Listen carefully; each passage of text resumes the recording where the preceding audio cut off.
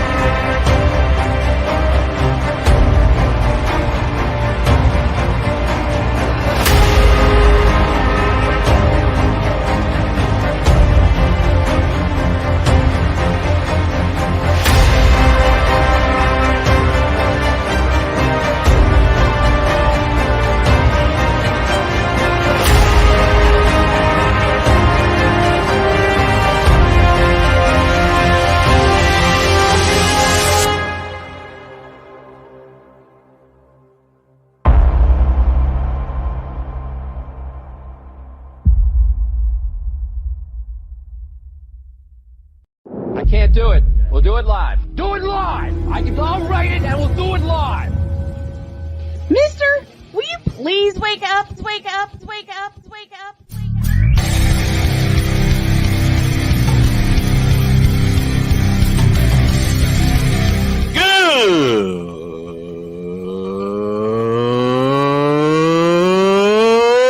Good morning! Snowman here to all you Brock Purdy and San Francisco 49er haters. Shut up! I gotta thank you, Shane. I mean, whatever happened to the games where breaking 100 points was, I don't know, unusual?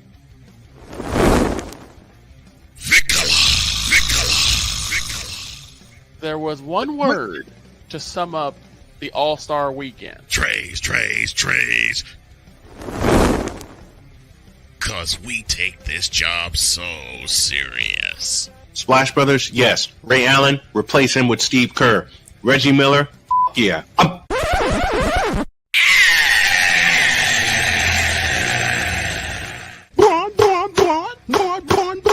What in the all types of blue hell?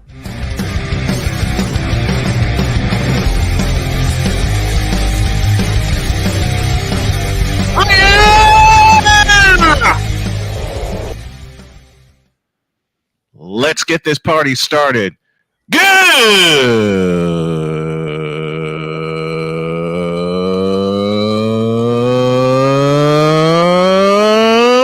morning.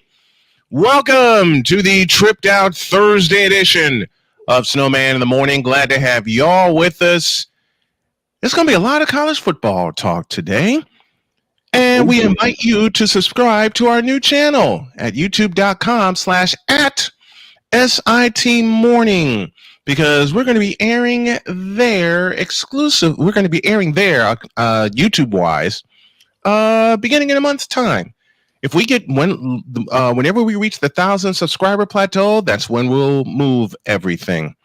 This portion of today's show is brought to you by BetUS.com, where we make all of our picks. BetUS.com, where the game begins. Chris Simpson will join us here during hour 1. And, of course, we get Totally DIETZ in hour 2. But I got to start with a laugh. Okay. Why, you ask? Because I had someone say to me that my Golden State Warriors, and yes, I officially call them mine, along with my Bulls and my Spurs, are not going to do anything. What's the person a Lakers fan? Yes. I figured. Makes sense. You know what the Warriors did last night? What did they do last night? Nothing. They hung up 134 points on the Portland Trailblazers. It's the Trailblazers, and it's early in the season. Yeah, I'm wondering. Yes and yes, but dang it, I'm taking it. This is amusing. I have to bring up. Uh-oh. Yeah. Shane, Dog, to answer your question, this is how we're going to start our day with the random musing of Vicola.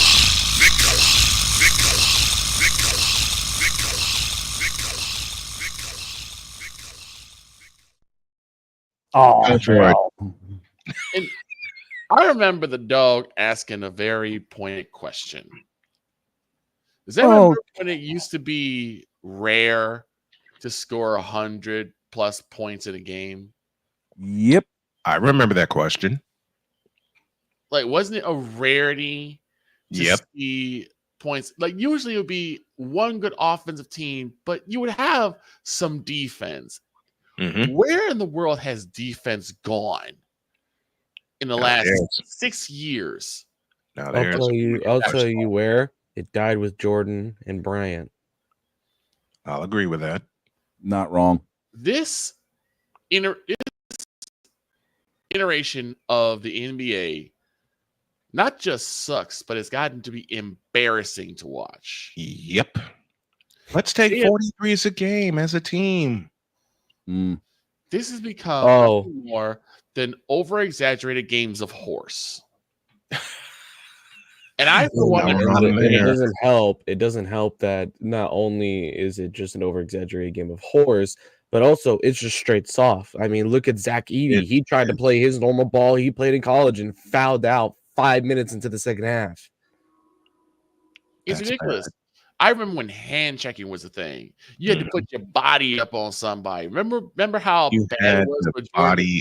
You had to body up somebody. Remember how bad it was for Jordan when he had to go through the hole and deal with the bad boys in the low post? Yep. Why is this not a thing anymore? So you know what? And let me couple that with this. So you know what Jordan did?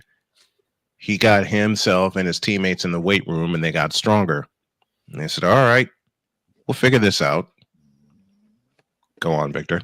And you wonder why you're looking at these players like, when I say Sharman Harden, and when I look at players like Joel Embiid. Oh, dear Lord. And Isaiah Williamson. Joel Embiid. Dear God. These guys who should be tough players, but they're playing in a soft league. Soft. You know, I think the biggest answer to the question why we don't see people go into the hole as much as often is the evolution of the game itself. It has turned into basically trying to hit jumpers now. People don't want to go to the hole because they're afraid of getting injured. But this is true. This is true. That in itself is not terrible. Mm-hmm. But even in those situations, you still had guys that were D'ing you up pretty. Yeah. Even when and here's the thing though. So many people want to blame Stephen Curry for this de-evolution. Yes, I had that word used toward me. De-evolution of the NBA. Listen, it's not his fault, nor Steve Kerr's, nor Klay Thompson's, that they took an anomaly and turned it into a weapon. But they're not even the first team to do that. Exactly. The Denver Nuggets were the first one to do that in 1990. The Denver Nuggets West had anyone? The Denver Nuggets did it. The Orlando Magic used to do it. They used to basically surround Dwight Howard with a bunch of shooters, a bunch of snipers, to where they had. They did the same with Shaq. They did the same with Shaq in his rookie years. They sure did. They basically and look what Shaq. Penny Hardaway, Anthony Bowie, to a point, John Koncak, veteran center. They surrounded Shaq with a lot of shooters. They did the same for Dwight Howard. Look at the Lakers when they went on their title run. Mm-hmm. Yeah. Same thing with the Bulls in the second three-peat. Yep. Steve Kerr, they got more. Steve Kerr, Judd Bushler, Ron Harper. They got more. They had more shooters because Jordan was getting older. Pippen was getting older. They had just brought in Luke Longley in 1994. Mm-hmm. So they had the center position established, but they had more shooters. Too. But the problem I'm seeing is that but even then, like I said before, even the arc was well defended. Yeah. Even the arc, there was a guy putting his body on him like 23 feet 9 inches. You're never going, unless you were Steve Kerr or Ray Allen or Craig Hodges or Dale Ellis or those guys, you are not going to get a clean look. Right. Reggie Miller. Reggie Miller, thank you. Man, my wife would pop the back of my head if I forgot Reggie Miller. Grant Hill. And I mean, yeah. The Joe fact of the matter, Joe Dumars. the fact of the matter is nowadays people give you 2-3 feet. Like, I mean, really no defense out there anymore. but like people think that this is more exciting because there's more high scoring, there's more scoring. It's like, yeah, but we liked it when the scoring was earned. Mm-hmm. I mean, it used to be rare to see guys pop off for 40 points a game. Listen, Right. Nowadays, it's commonplace almost. listen, Doug Moe was the first coach I ever knew of when I first started watching basketball that pushed the pace. And he did it with the Denver Nuggets back in the 80s. And then I ran into Frank Layden and the Utah Jazz, Cotton Fitzsimmons and the Phoenix Suns. Okay? There was a description for a while. The East is where you get bloodied. The West is where you run. Yeah. That moniker stayed with the NBA until 1995. And now it's just like these guys want to do so much ISO ball and all these ball hand. Like, this ain't and one, guys. I get it. I miss and one. Trust and believe I do. Mm-hmm. But this ain't and one. No, it's not. You need to have some sort of protection. You need to have some sort of defense. Listen, this is what the Warriors did last night in hanging 134 points on the Portland Trailblazers. Cole described it so well. It's the Princeton offense on steroids. Right. The Warriors want to push the pace. That has always been true since Steve Kerr showed up as the head coach. Now, this iteration of the Warriors, even more so, will beat you by a bunch of backdoor cuts. Right. They want to pass the ball. I mean, it gets to a point now with the Warriors. If they don't have 30 assists in the game, they don't win. Right. And I like the fact that they're passing the ball. I like the fact that they're doing a bit more. I mean, I specialize as a range shooter when I used to play basketball. Yep. Okay. I used to and practice 3-pointers. So it's not like I dislike the 3-point shooting idea. It's just that there's no one getting up on you and saying you're going to have to earn this shot. Earn this shot. Mm-hmm. You got to earn this 2 or 3 points. And if you can't, and if I take you down, then your 3 points are going to come from the line. Exactly. If you get these points, you got to go to the line. You got to come from the line. Well, unfortunately, today is not Wednesday, but I'll add this sentence to Victor's musing. You know who came in 2003 and pulled the rug out from the NBA. Put up the graphic. Put up the graphic. If you can find it. I found it. Because. Yes, LeBron, it is you. It has always been you. It is you now. And it's not only just you, it's your son too. Oh, forever, never, never. And the church say, Amen. Amen. Now, let me ask this question, and I'm asking this of all of us basketball aficionados. When was the last time we had 9 people with 30 points on average to start a season? Certainly not in my era. Not in mine. Certainly not in my era. Right now, the first games of the season out of the way, there are 9 guys with 30 or more points to start a season. I haven't seen. Look, I have not seen that. I can honestly say I haven't seen that since 1989, and that was only after a couple of games. And Jordan separated himself from everybody. But it was Jordan. It was Bird. It was. I would have expected. It was Barkley. Yes, and it was Barkley after a couple of games. It was Magic John. It was James Worthy. But it was guys like that knew how to put the ball in the hole. Patrick Ewing. Patrick Ewing definitely, before he slowed down and injuries got a hold of him. The last time I truly saw that, when people earned 30 points a game, to answer your question, Dog, was 1989. And even then, some averages went down below 30 while Jordan stayed up because that was statistically his best year. well, like I said before, it's like literally you were on somebody. The hand checking was real. People were trying to swipe and get steals. But now, like Droid said, the way that the rules are too, because the NBA's got to take some responsibility on this. I can't put all the blame on LeBron, even though I'd like to. Yeah. This is also part of the NBA's fault. I know you want to keep people from getting injured. Believe me, I applaud that. I applaud it too. But just like I'm seeing in the NFL, I'm seeing and I've seen the NBA, is they're taking defense out of the hands of the players and putting it in the hands of the refs. I hate that. And there's no lie to be found with that statement. It seems like you have bad body odor, then you're getting called for a foul. You pass gas on somebody, that's going to be a foul. No, that's going to be a tech. That's going to be that's going to be a tech, and the next one's an ejection. By the way, anyone curious about those guys who's got the 30 points so far this season? No, don't even say it. Don't worry, LeBron's not on the list. I don't care. I don't care if he is. I don't care if he's not. No. And it props up, in my opinion, false scorers. Thank you. Like James Harden. Like James Harden. Like Joel Embiid. Man, Joel Embiid is a bitch. Okay. Like I've said Russell Westbrook. What's Russell Westbrook? Like Kyrie Herbal Tea. Listen. You mean like I've said this about Kyrie. I've said this about Joel Embiid. I'm going to say it about Paul George, no matter how mad JJ gets at me. But in 3 words, y'all some bitches. You mean also like Trae Young and Damian Lillard? Yep. Damian, I'll take. All right? Damian, I'll take. Trae Young is a fraud.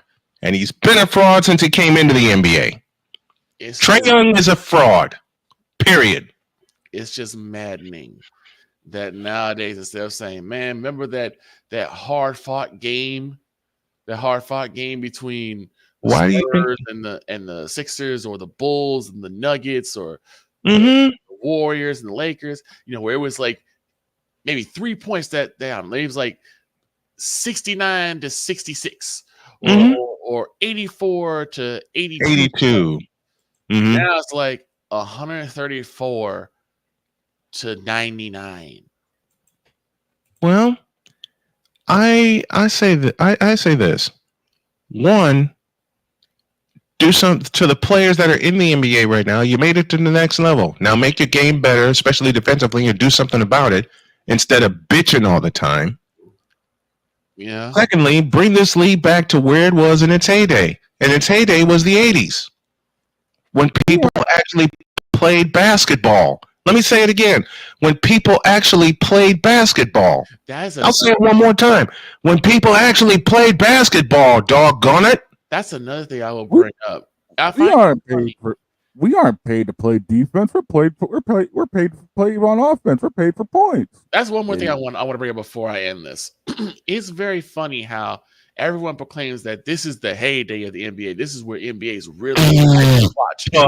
Please. And I'm like, hold on. How many times do y'all watch a game and then you go outside and play basketball? No, man, me and Victor used to do that so many times. Man. Me and listen, when I met Victor, when I met Victor in 2001, we would talk basketball for about an hour and a half, and then we'd have it over to the gym and play it. Right. I remember back in the day when I would watch the Bulls smack whoever they were playing, and then my dad would grab not even say anything. I would hear the basketball bounce on the floor. We had hardwood floor at the time. And he would start bouncing the basketball, and I got shorts on. You know what's happening. You know what's happening. Cross the street, because the school was right there with the basketball court. They got the fresh nets and everything. Man, Dad and I used to play ball in the basement. He would teach me the fundamentals of shooting the basketball. He would teach me the fundamentals of where to find. You know what? Let me say something, okay? And this applies to a certain group, and y'all know who the group is. But because it's Thursday, I cannot say the name out loud. Adrian Dantley played a better fundamental small forward than you know who. Yeah. Okay? Alex English played a better fundamental small forward than you know who. Larry frickin' Nance, who we had the chance of meeting in person, and such a nice guy. Yep. Such a wonderful, wonderful gentleman. Yes, indeed. Played a better fundamental small forward than you know who. I can name so many guys who played a better fundamental small forward than you know who. It's not even funny. And you know what, Victor? I'll close this out for you. Y'all want to see what basketball was? Let me take you back to 1989. He looks to bring it in. He comes in and throws it away. The Bulls have it. Here comes Michael Jordan on the drive. 5 seconds. Jordan on the drive, right in the lane. 18-footer. How much more of sports passing is about also? Who let this play?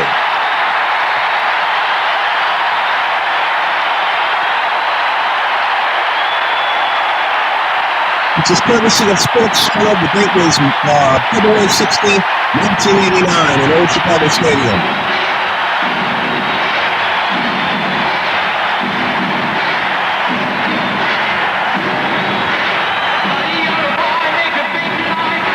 Look at some of the players who are in this game.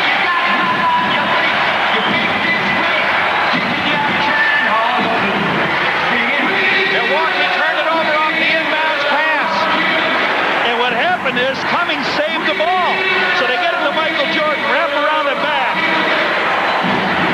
Takes it, looks for three. It's not there. Goes into free throw line. Up over Jack Sigma. What does he find? Nothing but points 49 and 50 for Jordan to give the Bulls a lead. 117 to 116. Michael loves it. This is their first lead in the second half. Remember, they were down 12 earlier in this fourth quarter. Michael Jordan has scored 27 of his 50 here in the fourth quarter. 1 tick of the clock left for Del Harris and the Milwaukee Bucks. If the ball goes out of bounds, they may be able to stop this situation. Because then if there's a defense.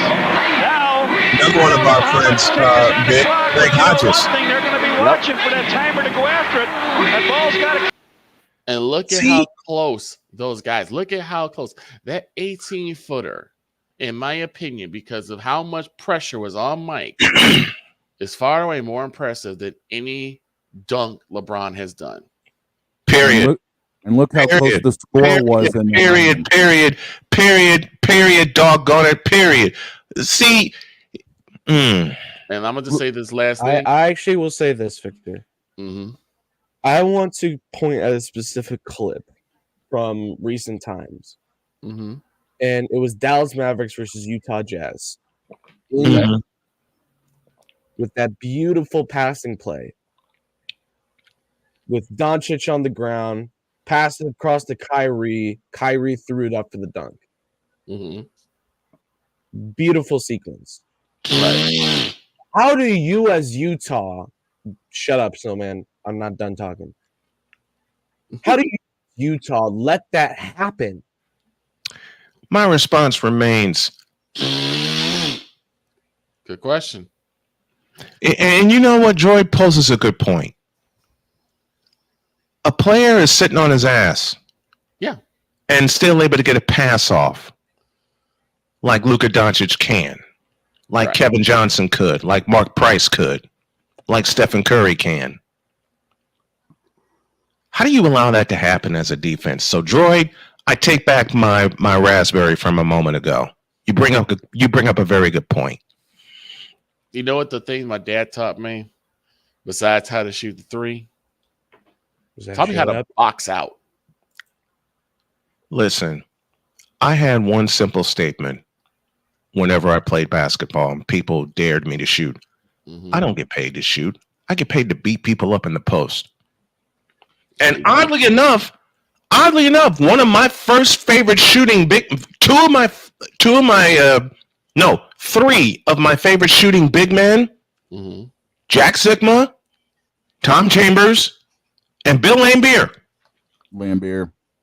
What I loved about Laimbeer, listen, I hated him when he played against the Bulls. Don't get it twisted, because I'm a Bulls fan. Mm-hmm. What I hated about Laimbeer is what made him so dangerous. His shot. Yep. Shot. Exactly. He had something that LBJ has never consistently developed. A jump shot. I knew it. I read your mind. Well, What's it's a given that I said jump shot as well. Shot. Yep. it's a given that LeBron's never developed that. In the 20 years plus he's been in the league, he's never had a decent J. He's How always. did you I'll tell describe- why he hasn't had a decent J is because he didn't go to college to try and improve it. Oh, Say that again, Droid, please. I'll Say tell that you why LBJ doesn't have a good jump shot is because he never went to college to try and improve it. He just went straight into the NBA. So, in other words, what Droid just said to all this to this certain group is that LBJ's jumper is nothing but it's trash. It's a chicken wing. It is one of the. It's a dry chicken wing that's under the heat lamp at Jewel Osco since 9 in the doggone morning. No, this is like Popeyes that's been sitting out for about 20 minutes. As I said, it's nothing but a lot of. We gotta go to a break, but Yes, those sir. are the random musings of.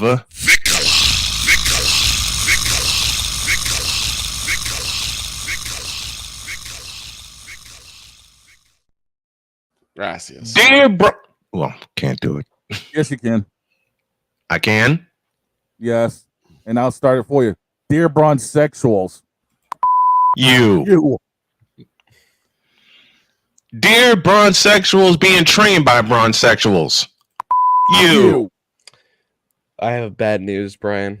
What? Oh, I have a bronze sexual coworker.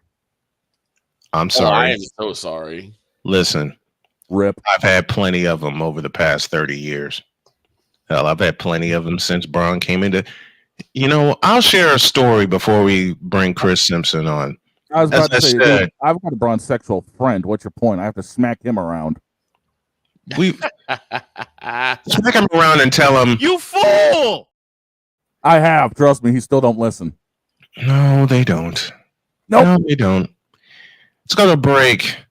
When y'all get back, Simpsons Football Chatter begins the football portion of the program as Thursday Night Football presents the Vikings and the Rams. Ew. Yeah, This is 2022 vibes all over again. you asked me that one.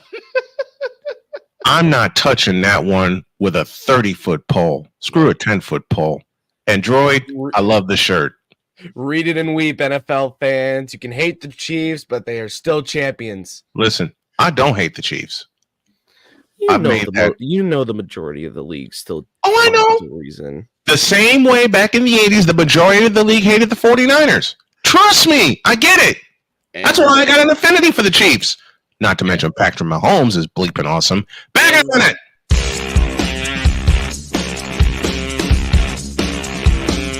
This is Snowman in the morning.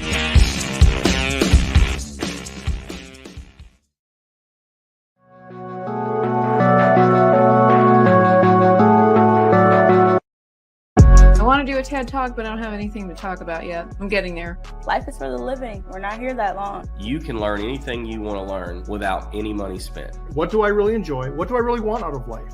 I am your host, WIZE. Are you in a life holding pattern? Well, this is for you. Welcome to the Stuck in My Mind podcast. Live every Monday, Tuesday, and Wednesday at 4 p.m. Central.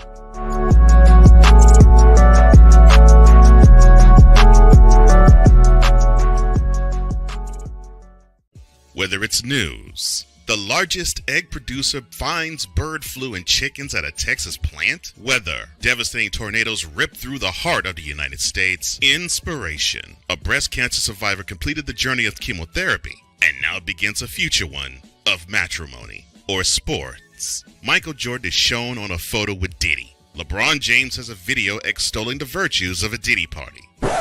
This has been yet another Beating a Dead Horse presentation. We got you covered. BS3 Network, in association with Comey Media Incorporated, proudly present The Morning Shift with Cole Johnson. Live! live every weekday at 8 a.m. Eastern, 7 a.m. Central.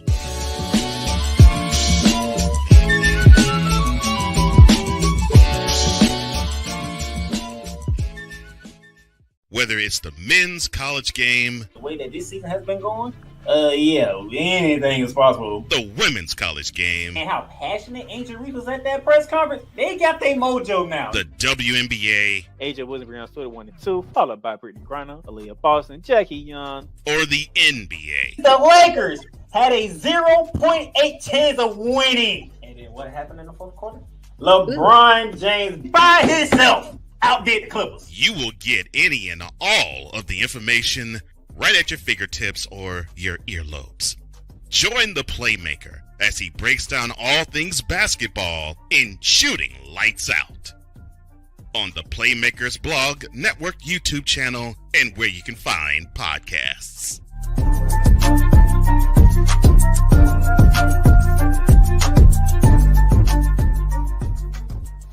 Join the transporter to Hades. Your butt and gut becomes one. Join the reformer of hooker whores. This is my daughter, Placenta Booty Johnson. Join the bronze car. Whenever you are in distress, take off your baseball cap and throw it in the air. Join your very own superhero of broadcasting, Chris Bass. So whatever color crayon they get, they palm it and do 2 circles, and that translates to I can beat up black people. As she takes you through the week's paces in Baseline. Live every Saturday at 8 a.m. Eastern, 7 a.m. Central, Pacific Time Zone people, just stay asleep when this is on live and just catch the recording. Oh, I'm sorry. Exclusively on the Chris Bass YouTube channel.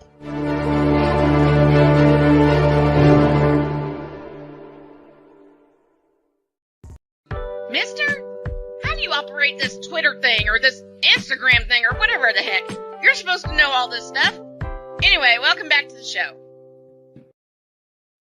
That kid joins us in the Fanatics feedback zone. He says, I actually wonder how Curry would fare in the 80s. Pretty damn good.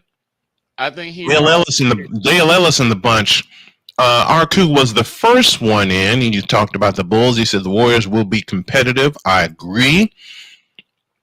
And Jedi laughs at your comment about LeBron's jump shot. It's a chicken wing jump shot.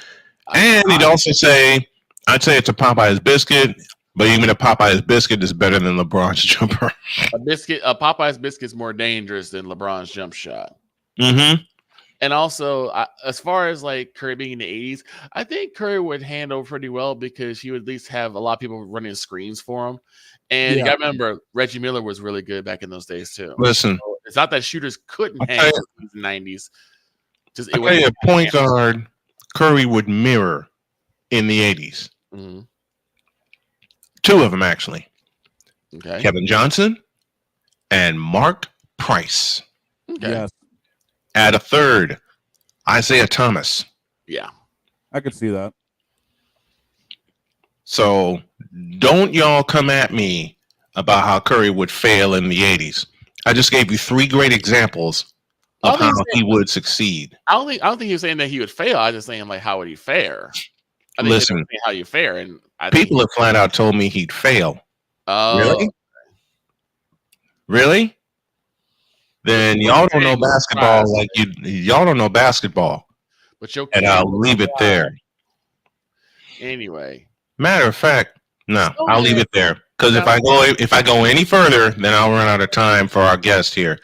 All of our guests appear via the Invader Coffee guest line. Go ahead, Victor. Now, Snowman called me last night on his way home from DoorDash. Yes, I did. And he said, by the way, can you tell me who's playing tomorrow night? I sure did. And I said, okay, I'll go ahead and pull it out. Mm-hmm. And before I can get out Vikings and Rams, so it was like, oh, heck no. Oh, heck no. Let's just net with a 30-foot pole. I did say that. I was like, but why? He said, because both those things are a bunch of frauds. Not frauds, frauds. Frauds. That's exactly what I said. Vikings do fine. come in after a loss. Yep. I believe the Rams. Did the Rams beat Vegas? The Rams did win, which is But only they their second win of Listen, the season. let's get some help in breaking this down, shall we? Please. Mr. Simpson.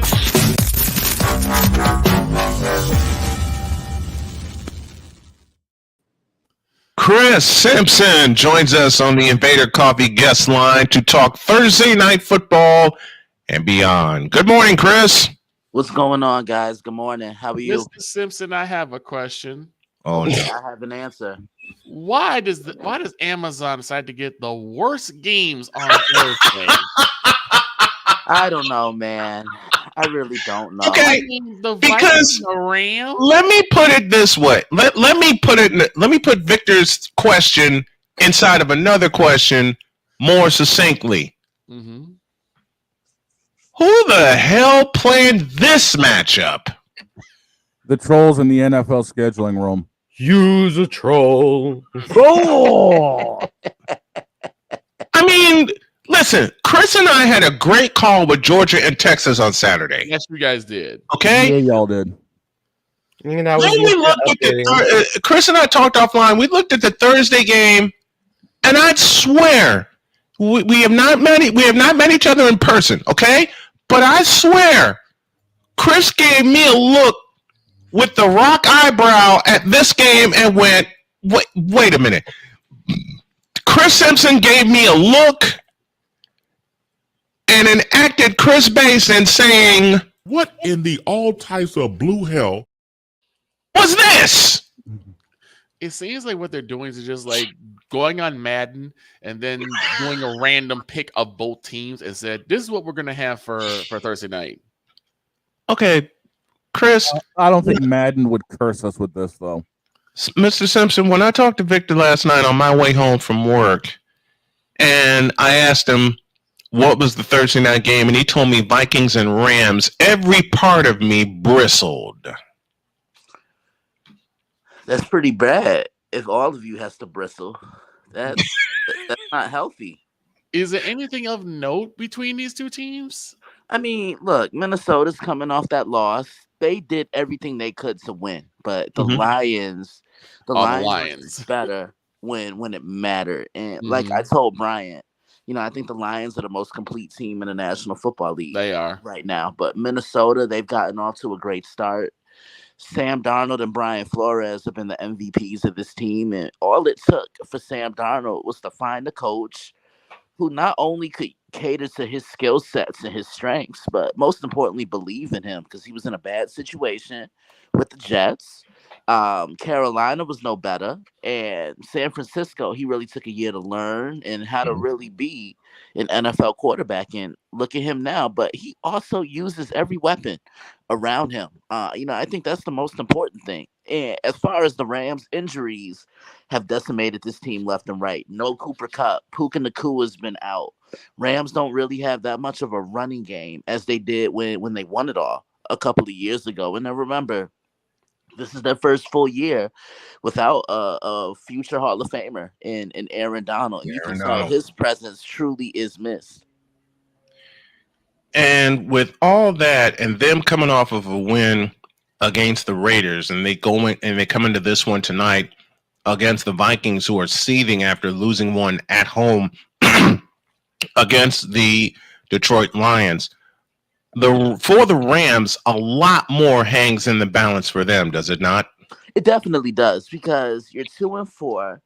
You get to 3-4. Okay, there's a little bit of light at the end of the tunnel, but if you're 2-5 and you lose this game, then you're kind of in a deeper hole, and it's going to be tougher for you to dig yourself out. This is a must-win for the Rams, I think. And then with Minnesota, short week, you're coming off a loss, and I don't think people realize what a short week does. Everything is condensed. So normally you have practice on Wednesday or Tuesday. You have walkthroughs, and you have meetings on Thursday and Friday. Nah, you're studying film on Monday. It's practice Tuesday, and then you're probably leaving for the city that you're going to play in on Wednesday for Thursday night. Yeah, because and to have that kind of wrinkle thrown in your schedule, and we can still consider this the early part of the season with the Vikings and Rams kicking off this week.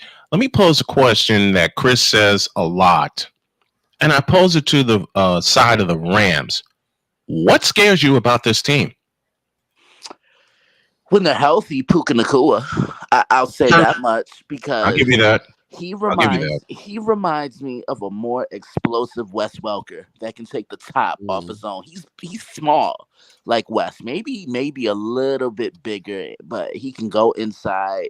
He can work the outside. He can take the top off his own. I mean, he came in and had an immediate impact. Cooper Kupp hasn't been the same guy since 2021. He was undisputedly the best wide receiver in the National Football League. You know, won that triple crown and then won the Offensive Player of the Year under Kevin O'Connell, who happens to be the Vikings head coach now. So you can't sit here and tell me you don't think he doesn't know what the Rams are gonna run and what kind of game plan he's gonna put in. Oh yeah, and you're right. Sam Darnold is a much better quarterback now. It took Kevin McConnell to believe in him, but it also took Kevin McConnell to give him something that Sam Darnold has never had, save maybe the year he learned in San Francisco: weapons. Yeah, and he's utilizing each one, whether it's Jalen Naylor, whether it's Jordan Addison, or Justin Jefferson. He's getting the ball out, and then he has a consistent running game. So, you know, Minnesota's been pretty good. You know, I think Aaron Jones was a sneaky yet underrated move. And how big has Aaron Jones been? How big has Aaron Jones been to this Minnesota offense? Oh, it's huge because he adds a different shield of versatility. I'm talking about a guy who can truly impact the line of scrimmage in multiple ways. As a runner, as a receiver, he can block. You know, he's a leader amongst the younger weapons. I mean, he's been around for quite some time. I really liked him when he was with Green Bay, and I would brag to this guy about Cole. I would brag to this guy about this guy. It's Cole Johnson. Yes, you would. He saw what I saw. He's like, yeah, Chris, I see exactly what you see. He just, you know, he's a very sneaky good weapon for the Minnesota Vikings or any offense you put him on. Yeah, and you used to brag about him to me. In fact, you are one of the first ones to pointed him out to me. Yeah. And how he fit into that Packer offense until the latter part of Aaron Rodgers' run. And you said this to me also, and Cole repeated it, and y'all just said aloud what I was thinking. The latter part of Aaron Rodgers' run in Green Bay, Aaron Jones got what? What's the word I'm looking for? Misused. Yeah. He was. You're absolutely right. You know, see, with it being such a pass happy game, I think running the football kind of goes out the window. But look, you still got to run the ball. Plain and simple. You still have to run the ball. It opens up the passing game. It does, and that's how the West Coast offense was born. Yeah, it was. All right, that's what everybody doesn't understand. And Lord knows every gentleman on this panel has talked about it. Dietz has talked about it with us. The West Coast offense was born out of running the football. And again, the godfather of the West Coast offense, Mr. Bill Walsh, set the whole thing up. You got to run the football first. I mean, all forms of football offense starts with running the football, whether it's the West Coast or any other, because running the football facilitates everything. It does. It definitely does, because it forces a defense to be honest, and it forces the defense to put additional guys in the box, whether it's additional linebackers, safeties, defensive backs. And then what can you do as a quarterback? Use your play action and throw over the top. And no team has done that better than the Detroit Lions. Absolutely. And the Vikings are trying to stay up top of the division, but now they trail in that division. And now you have the Is this a must-win game for the Vikings as well to keep pace in that NFC Central division? Yes and no. I say yes because you want to bounce back. You've won every game up until then. So I look at it from that aspect. But even if they do win and the Lions win on Sunday, which they should, the Lions still own the head-to-head tiebreaker over Minnesota. Yep. Mm-hmm. And the worst and the best that the Vikings can do is split in those two meetings. Since they got one more coming up in Detroit, but that was a big one that the Vikings let get away on Sunday. It definitely was. Again, Detroit, they were the better team when they had to be. I know it looked tough for them defensively without Aiden Hutchinson, but they're going to have to play collectively and as a team. Mm-hmm. And they're doing just that. They are doing just that. Looking at this matchup, it's now time for our keys to the game, and they're driven by Nissan, one of the official vehicles of Snowman Multimedia. We turn it over to Chris Simpson to identify 3 keys to tonight's game. Well, I think for Minnesota, you got to put the past behind you, and you got to focus on the now. I think that's the most important key in this business, is being able to turn the page. That's what you have to do. Don't dwell on what happened. Get back into the winning column. So that's number 1. Number 2, there's not a soul on LA that can stop Justin Jefferson.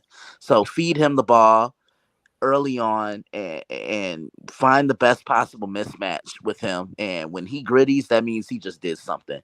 And then number 3 for Minnesota, keep establishing Aaron Jones. Establish him, run the football in the teeth of this Rams defense, because the Rams have really struggled to stop the run because 99 isn't there anymore. And then as far as the Rams are concerned, they have to keep Matthew Stafford protected, because Brian Flores, he's going to throw a lot of exotic looks. Oh, yeah. He's going to throw a linebacker. He'll throw a safety blitz. He'll throw a corner blitz.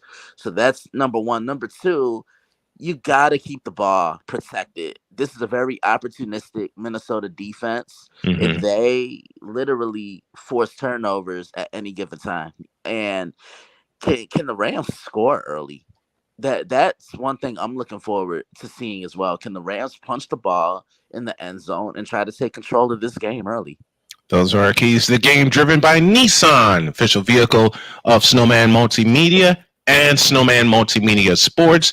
Chris will join me again on Saturday, a doubleheader that we have in tow for you. First at 3:30, it's a big one for the University of Illinois as they take on the top-ranked Oregon Ducks. That's a 3:30 start.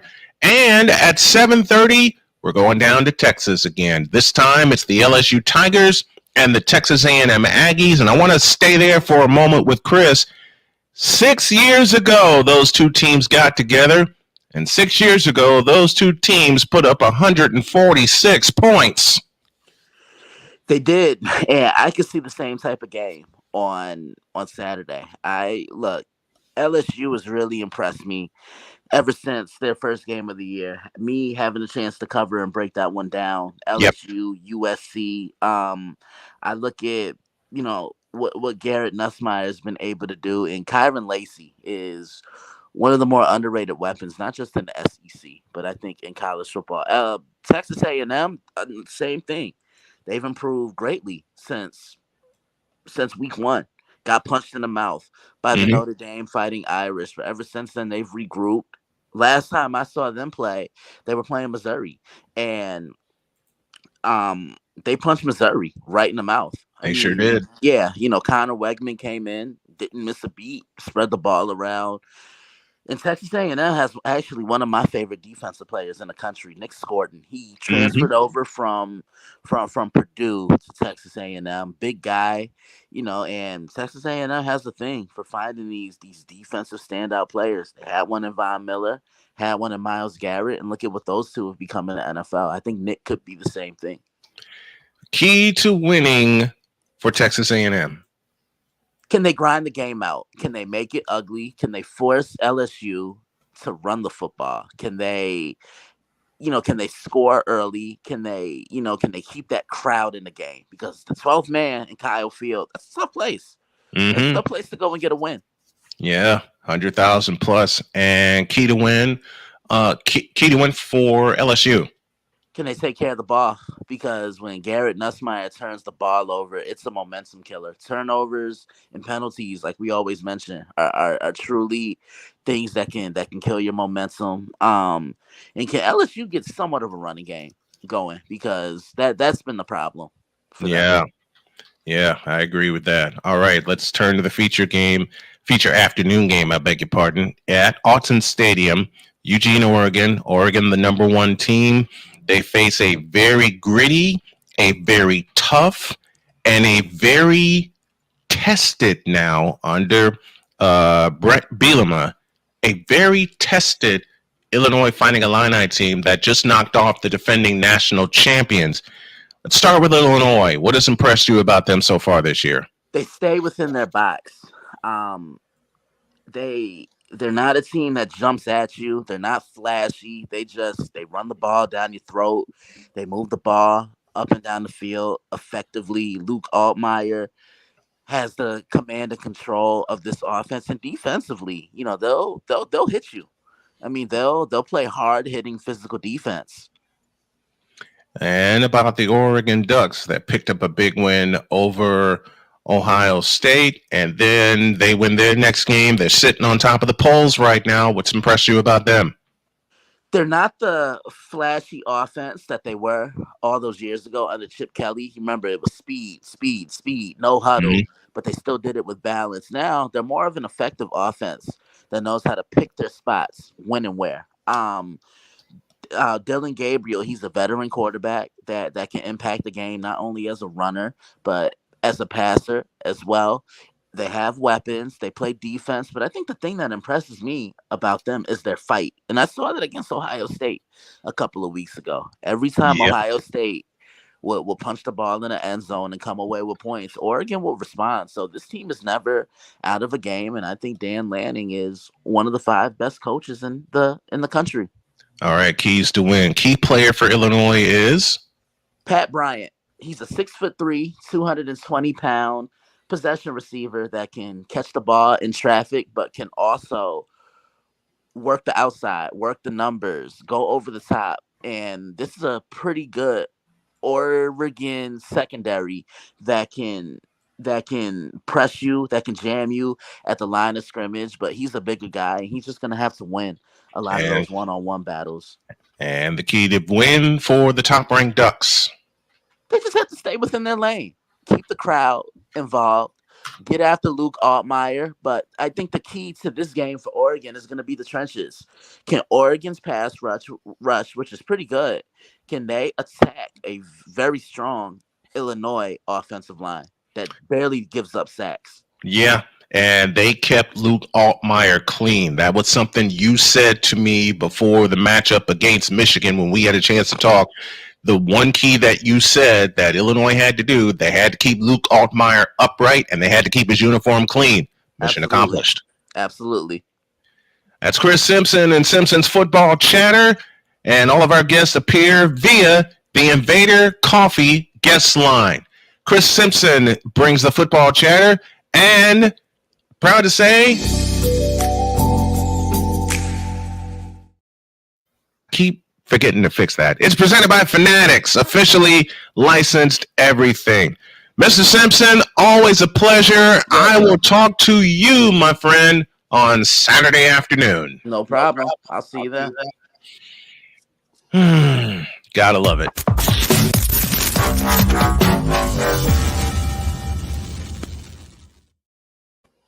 I gotta fix that one sound. Dang it, Fanatics. Now, before we head to halftime, we still have a little pressing matter to start the predictions off. No, we don't. Yeah, we do, because we got to predict the Vikings-Rams game. No, we don't. What, you're going to take a mulligan this early? Who gives 2/5 of a half of a good damn about the Vikings and the Lambs? You already knew that was going to happen, Shane. I'm just doing my job here. I know you are. I know you're doing your job, and I'm doing mine. All right. This time, Shane, you lead off the predictions. Of course, the lines are brought to you by BetUS.com. When the games begin, it's Vikings, it's Rams. Vikings are favored by 3. The over-under set at 48. It's the Rams, for crying out loud. Where else am I going to go? Of course I'm taking friggin' Minnesota. I'm not an idiot. Okay. Now I'm going to play a sound that Victor can't stand. I already know what it is. Go ahead. There's your answer. Yeah, I got to go Skull Vikings. I just can't trust the Rams, man. Who can? And I want to because they did me right with the pick, for playmaker, but yep, they did. I just cannot consistently pick on them because it seems like you just wait for the other shoe to drop. Isn't it? You just wait for that again, Victor. He's like waiting for the other shoe to drop. Like, when they gonna mess up this time? And how? Yes. Pretty much. Finish it, droid. He's falling asleep. It's not even game time, and he's falling asleep. It's not even Sunday yet, and he's half asleep. Yep, I get it. All right. I think that will make it a clean sweep. Clean sweep. Yep. Yep. Minnesota, thank you. Oh, I see what Droid's doing.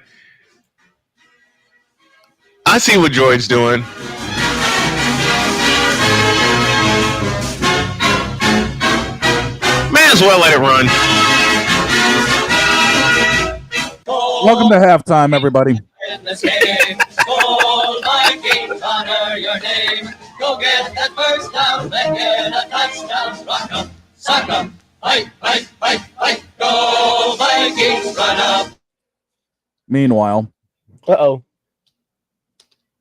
I think we've lost them. Here we go. He's back. Had to think that was an alarm of mine once upon a time. Yeah, it's halftime. And Victor used to beat my ass every time that went off. Oh, yeah. Later in the hour, ladies and gentlemen, Chris Dietz will join us, and we are all making predictions. And by the way, we've got 2 wild card games to call. Yep. Yep. 2 of them. Yep. 2 of them. The total is up to 15 this week, boys. What was your question? Do this to me. Shut up. Do this to me. You know what? My son asked the same question, and I will respond the same way I did to him before he put me in a headlock. Shut up, child. We've hit halftime, everybody. Dietz will join us coming up. We're back in a deuce.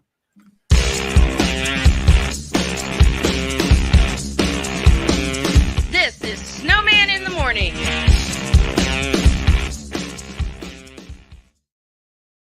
Whether it's the men's college game, The way that this season has been going, anything is possible. the women's college game, And how passionate Ancient Reef was at that press conference, they got their mojo now. the WNBA, AJ Wilson on Twitter 1 and 2, followed by Brittany Griner, Aaliyah Boston, Jackie Young. or the NBA. The Lakers had a 0.8 chance of winning. And then what happened in the fourth quarter? LeBron James by himself outdid the Clippers. You will get any and all of the information right at your fingertips or your earlobes. Join the Playmaker as he breaks down all things basketball in Shooting Lights Out on the Playmakers blog, network, YouTube channel, and where you can find podcasts.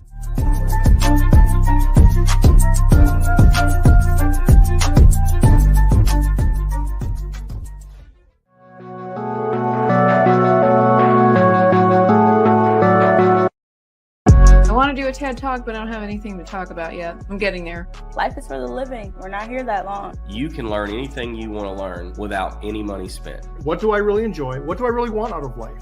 I am your host, WIZE. Are you in a life holding pattern? Well, this is for you. Welcome to the Stuck in My Mind podcast. Live every Monday, Tuesday, and Wednesday at 4 p.m. Central.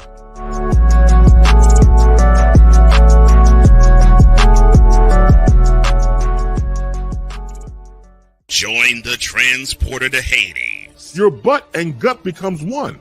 Join the reformer of hooker whores. This is my daughter, Placenta Booty Johnson. Join the bronze guard. Whenever you are in distress, take off your baseball cap and throw it in the air. Join your very own superhero of broadcasting, Chris Bass. So whatever color crayon they get, they palm it and do 2 circles, and that translates to, I can beat up black people. As she takes you through the week's paces in Baseline.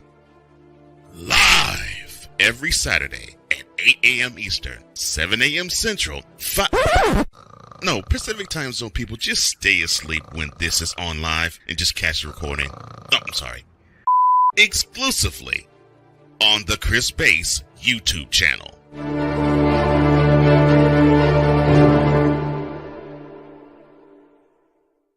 Here's an important message from the Diabetes Solution Center. Do you like pricking your fingers to test your blood sugar levels? No one does, but it's important to maintain your health. And now, by wearing a small remote device called a continuous glucose monitor, or CGM, you don't need to prick your fingers anymore. It's easy to use and helps you make more accurate diabetes treatment decisions. If you are testing your blood sugar 3 or more times daily, injecting insulin, or using an insulin pump, call the Diabetes Solution Center right now. And if you have Medicare or most major insurance coverage, you may be able to get a new CGM at little to no out-of-pocket cost. Shipping is free, and we'll even bill your insurance company for you. If you are testing your blood sugar 3 or more times daily, injecting insulin, or using an insulin pump, call the Diabetes Solution Center right now to learn how to end the painful finger sticks and get your own continuous glucose monitor, or CGM, at little to no out-of-pocket cost.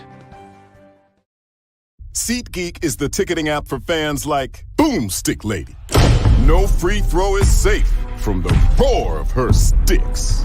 SeatGeek helps her find a seat in the direct eye line of the shooter so she can sit where her boomsticks make the biggest boom. Everybody okay? SeatGeek handles the tickets to sports, concerts, and more, so fans can fan. Whether it's news, the largest egg producer finds bird flu in chickens at a Texas plant, weather, devastating tornadoes rip through the heart of the United States, inspiration, a breast cancer survivor completed the journey of chemotherapy, and now begins a future one of matrimony or sports. Michael Jordan is shown on a photo with Diddy. LeBron James has a video extolling the virtues of a Diddy party. This has been yet another beating a dead horse presentation. We got you covered. BS3 Network, in association with Comey Media Incorporated, proudly present The Morning Shift with Cole Johnson. Live every weekday at 8 a.m. Eastern, 7 a.m. Central.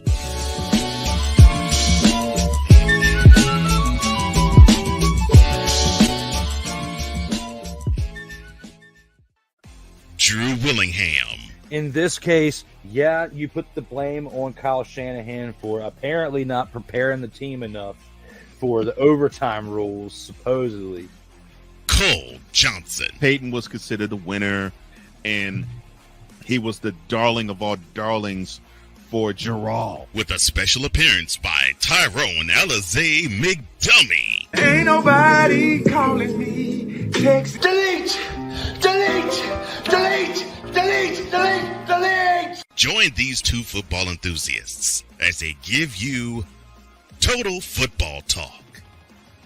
Live every Monday at 4 p.m. Eastern, 3 p.m. Central on the Sertoba Media and the Comey Media YouTube channels.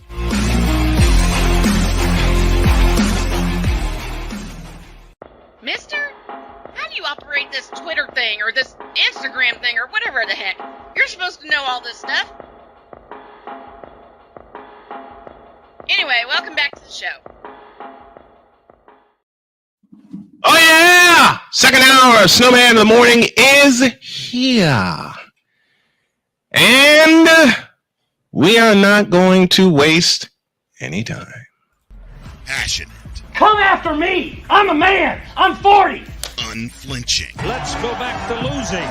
Parking was easier. Unrelenting. They're not going to keep him off the field tonight. Totally. This one has a chance. DIETZ.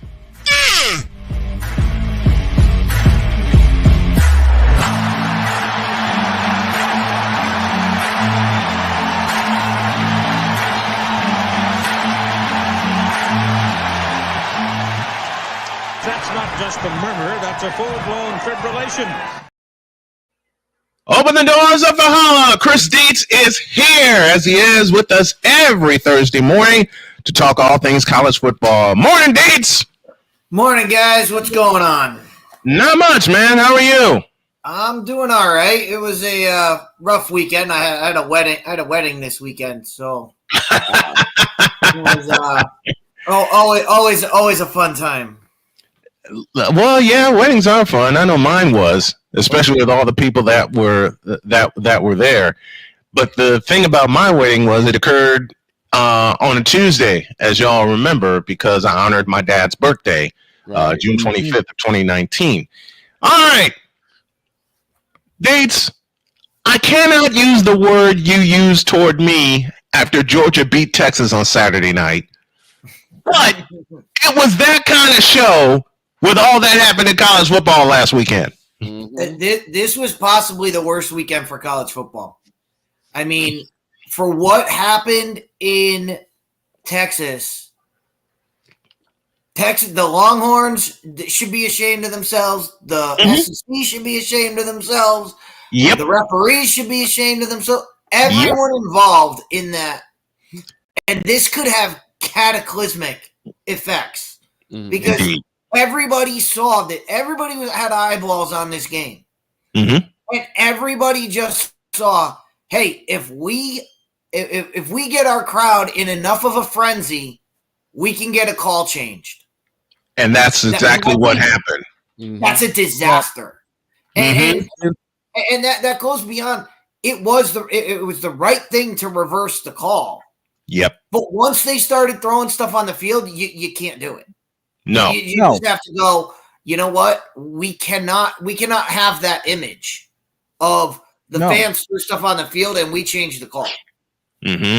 Because now it's going to set the precedent that any team can do it. And now the fan bases are going to have that in their heads like, hey, maybe we can alter the game to our favor now. Right. And that's exactly the way it looked when Chris Simpson and I were calling the game, and they clearly said interception, and then they called pass interference. But then there was like a 10-minute delay, people throwing stuff on the field. And Texas, you should be ashamed of yourselves for allowing that to happen for allowing that to happen with your fans. Bottlegate anybody?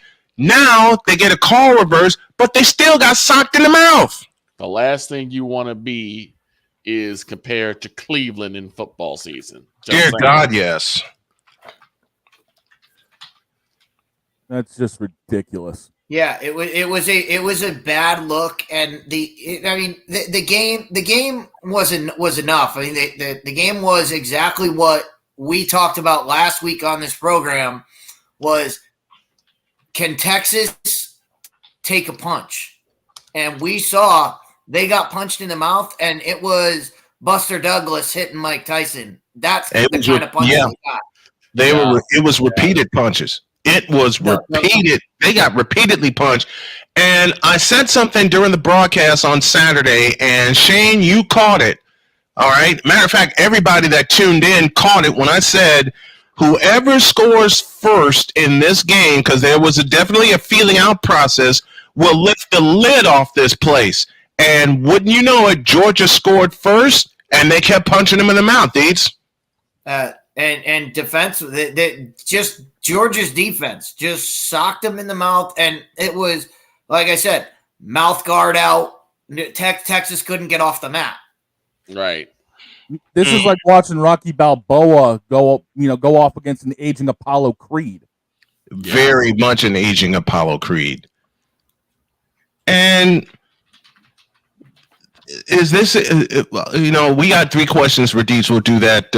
We'll do that next segment. But now let's go to our top 15. This is Dietz's top 15, and it's presented by BetUS.com. We reviewed the game of the week that everyone was watching, which was Georgia and Texas. Congrats to Georgia for the win. You will see both teams in this top 15, but we start at 15, and this team has a big game coming up this week. That's the Texas A&M Aggies.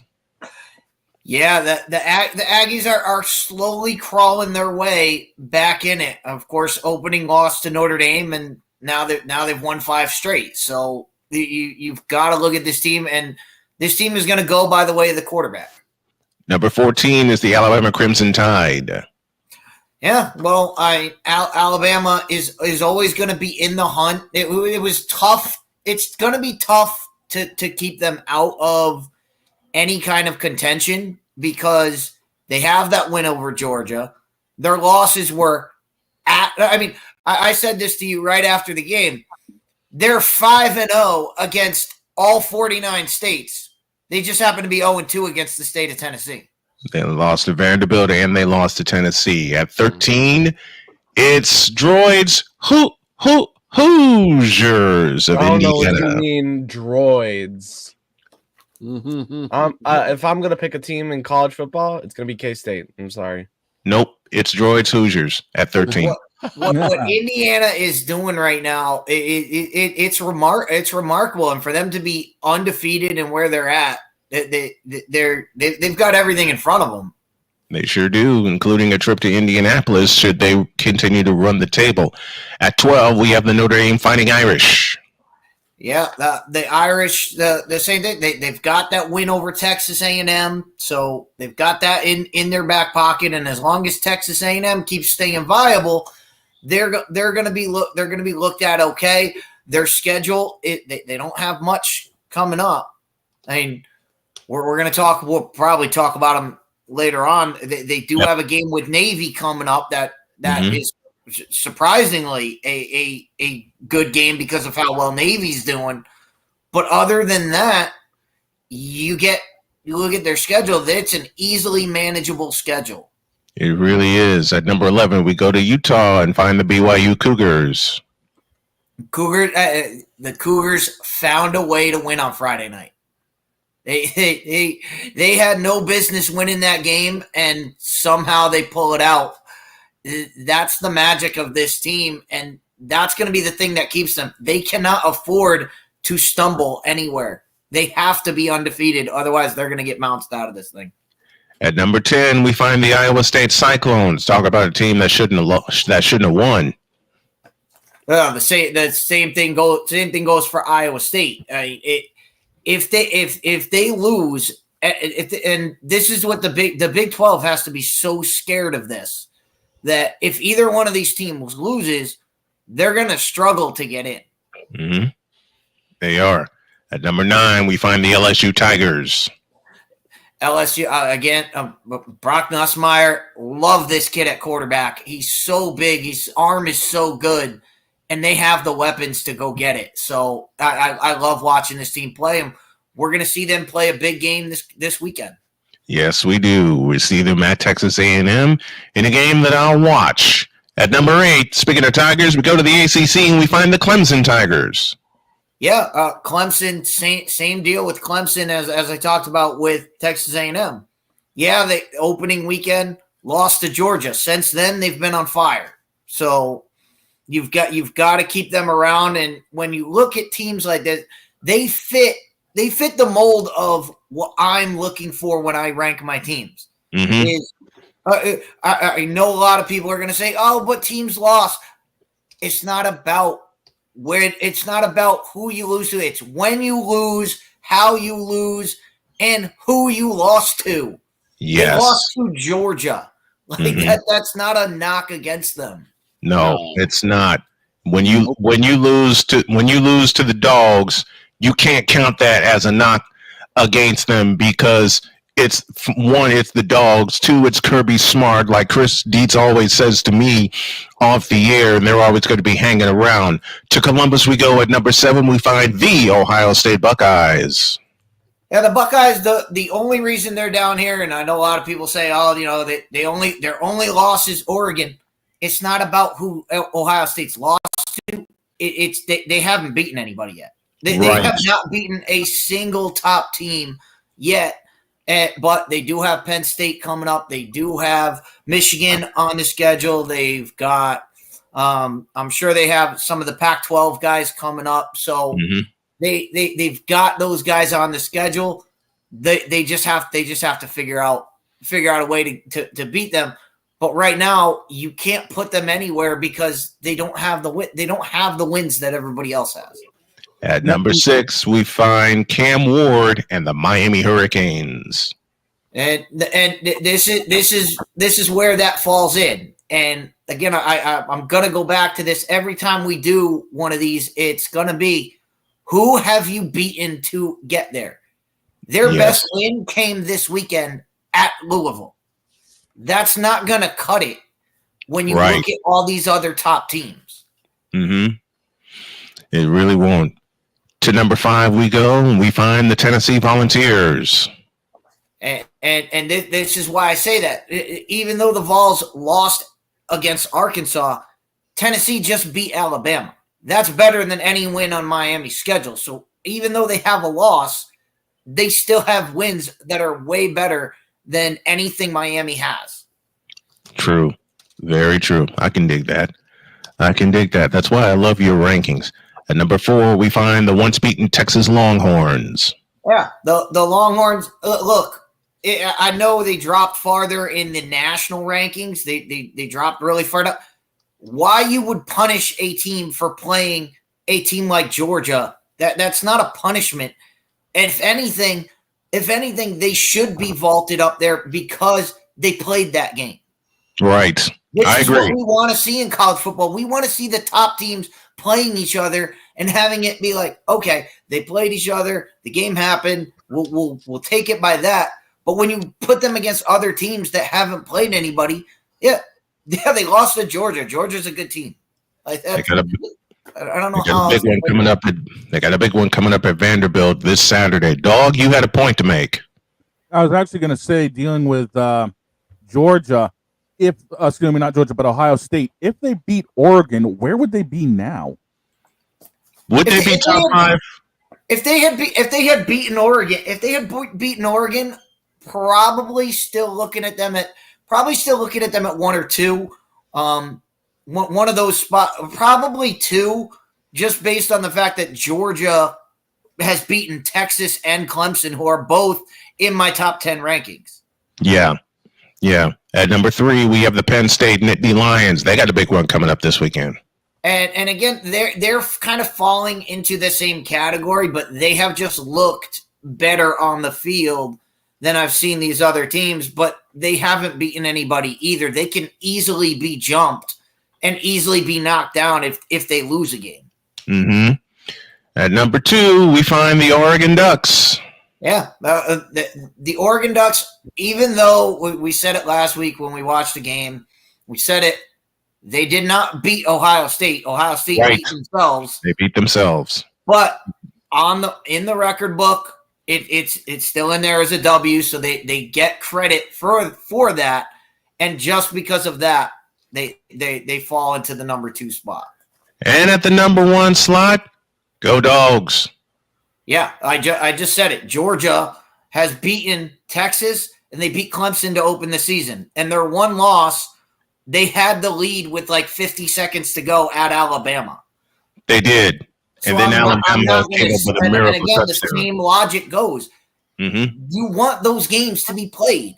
Yes. If you're a college football fan, you cannot reward teams for playing nobody.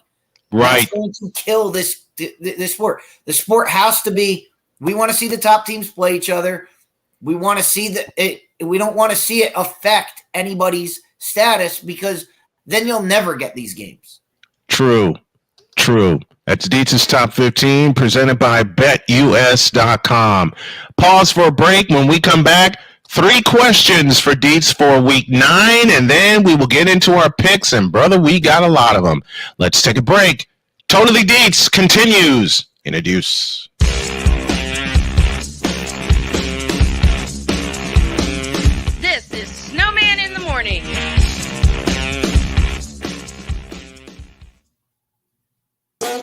The original Think Drink is back.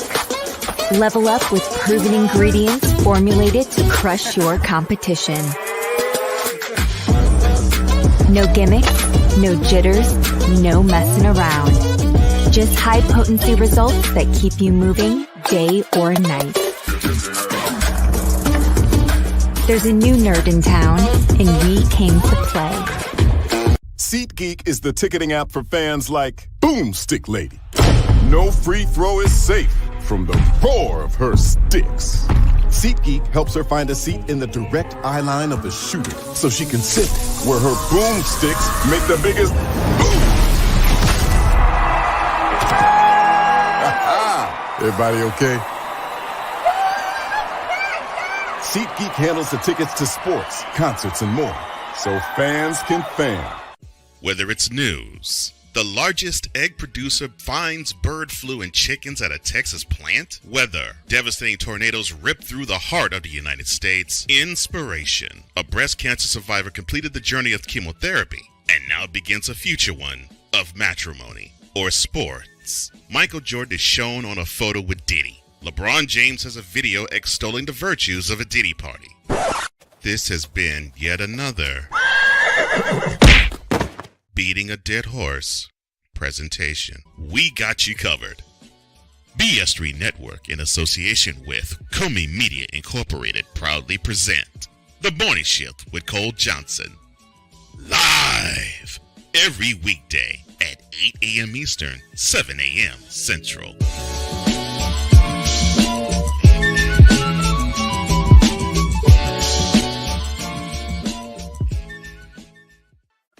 Drew Willingham. In this case, yeah, you put the blame on Kyle Shanahan for apparently not preparing the team enough for the overtime rules, supposedly. Cole Johnson. Peyton was considered the winner, and he was the darling of all darlings for Gerald. With a special appearance by Tyrone Alizé McDummy. Ain't nobody calling me. Text. Delete! Delete! Delete! Delete! Delete! Delete! Join these two football enthusiasts as they give you Total Football Talk. Live every Monday at 4 p.m. Eastern, 3 p.m. Central on the Sertoba Media and the Comey Media YouTube channels.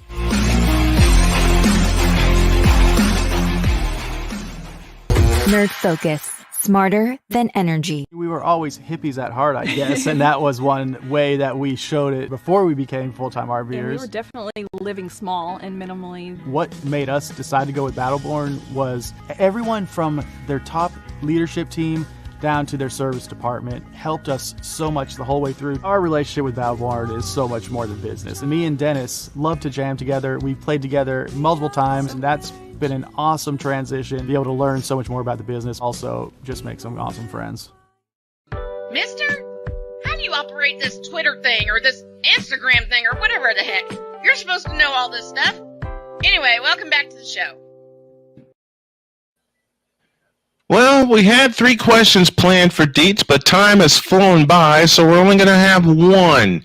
And that one question is this. Is this the last stand for Alabama this year?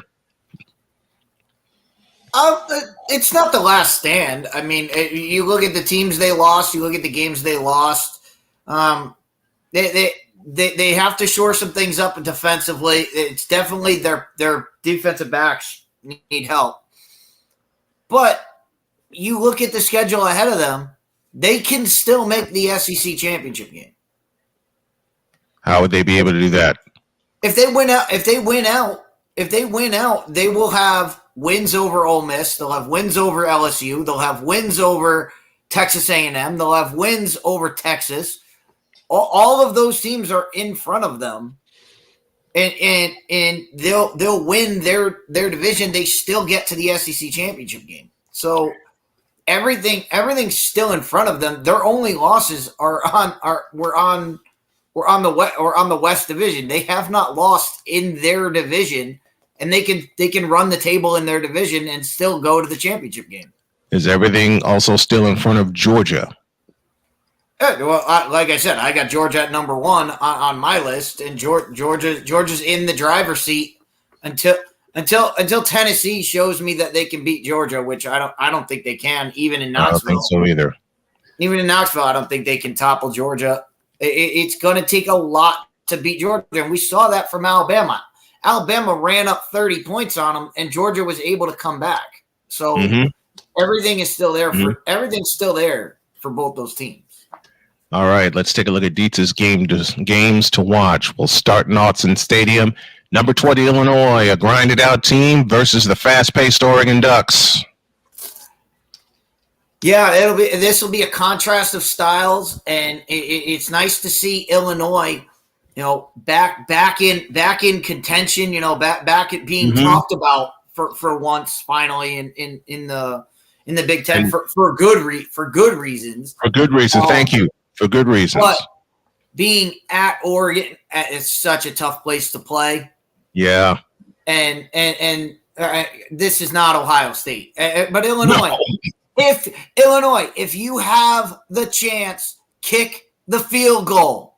Yes. That's all you got to do. Yes. Do not do what Ohio State did and run right down the middle of the field with no timeouts and time running out. Take the points. Please take the points. Please take the points. All right. One of the other games DIETZ wanted to look at, and all of the rest are in the SEC. Let's go through them quickly. You got number 5 Texas at 25th ranked Vanderbilt. Yeah. Let's see how Texas bounces back. Vanderbilt got to push because they beat Alabama.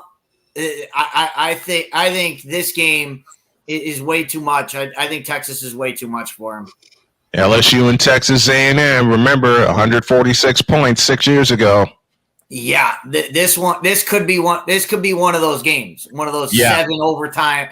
One of those 7 overtime games. Right. To have that. My wife and I stayed up and watched that complete game. It was one of the times I visited her down in Terre Haute before I moved in, and we watched that game.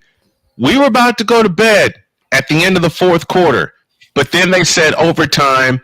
I looked at Jody, she looked at me, and we were like, "Okay, we got to see the finish of this."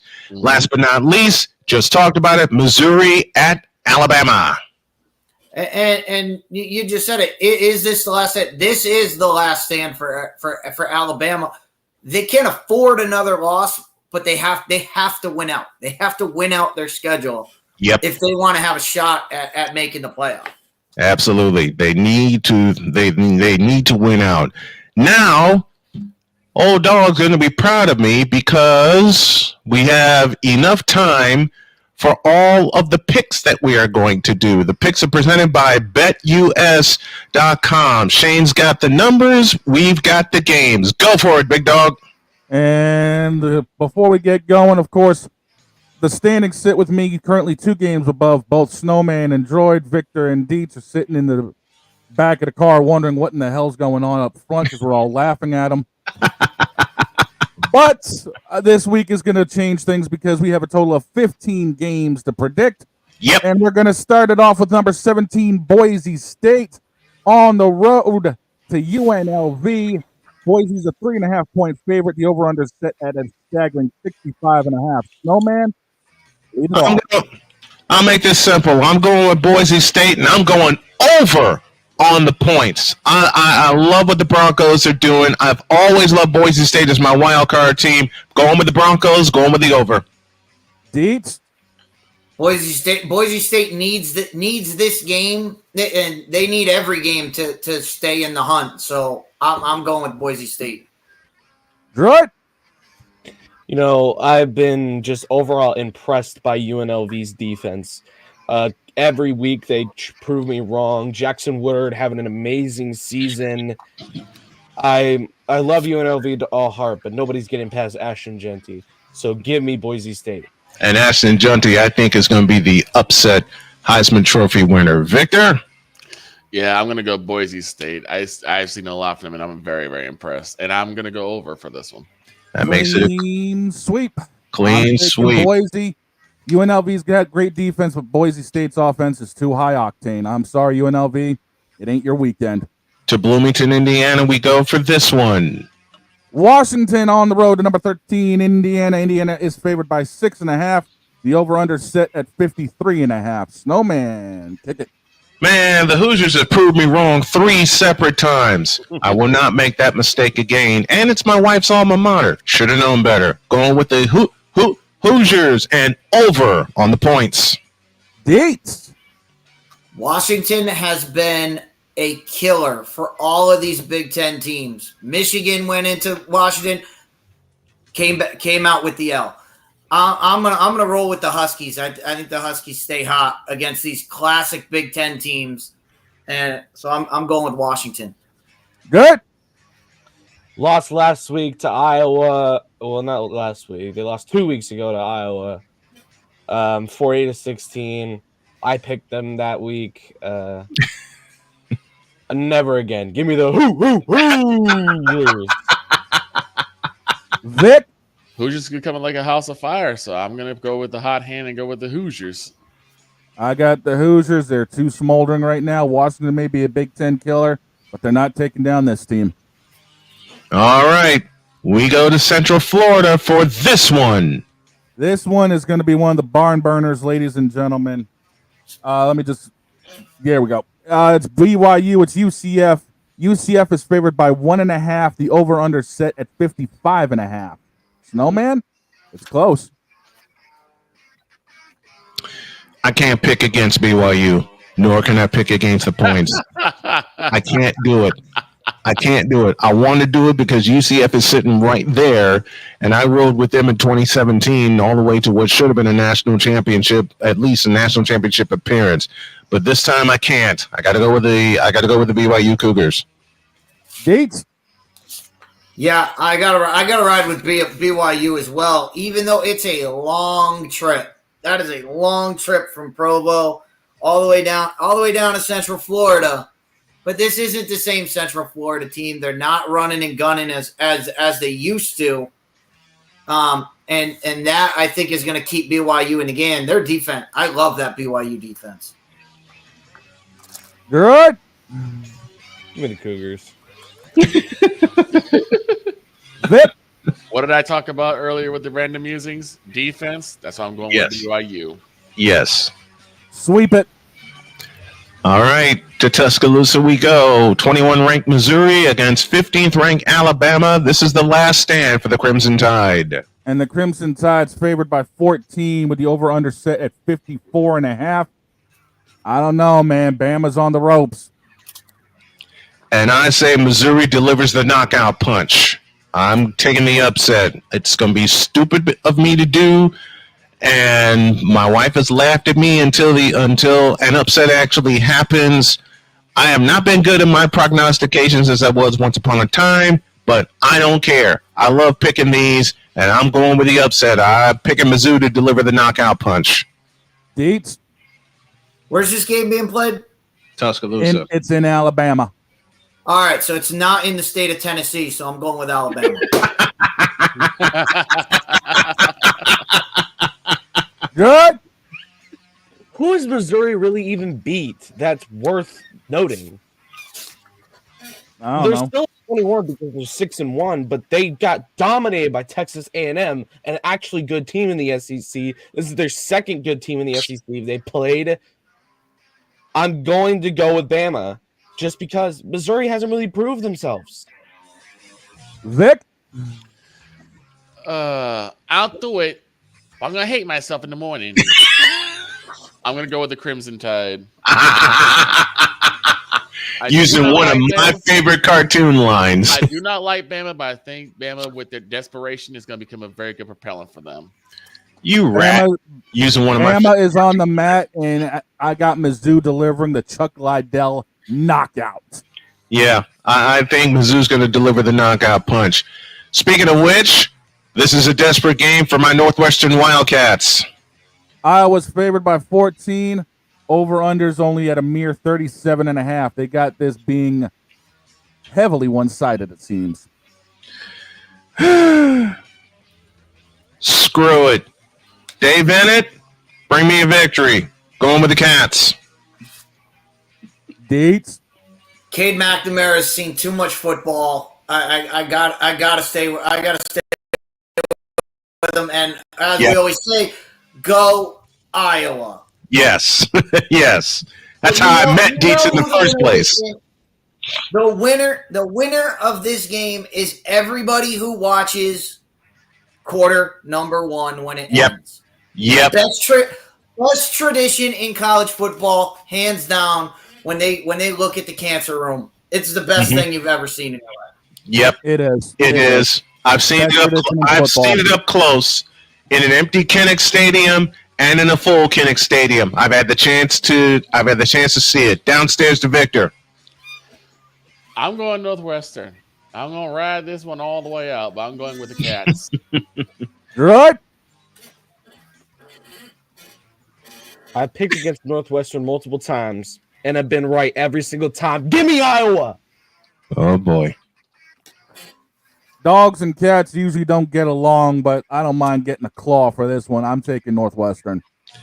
To Nashville we go. It's the Texas Longhorns and the Vanderbilt Commodores. Texas is favored by a staggering 18.5. The over-under is set at 52.5. So Texas will score 53. I got the Longhorns in a whitewash.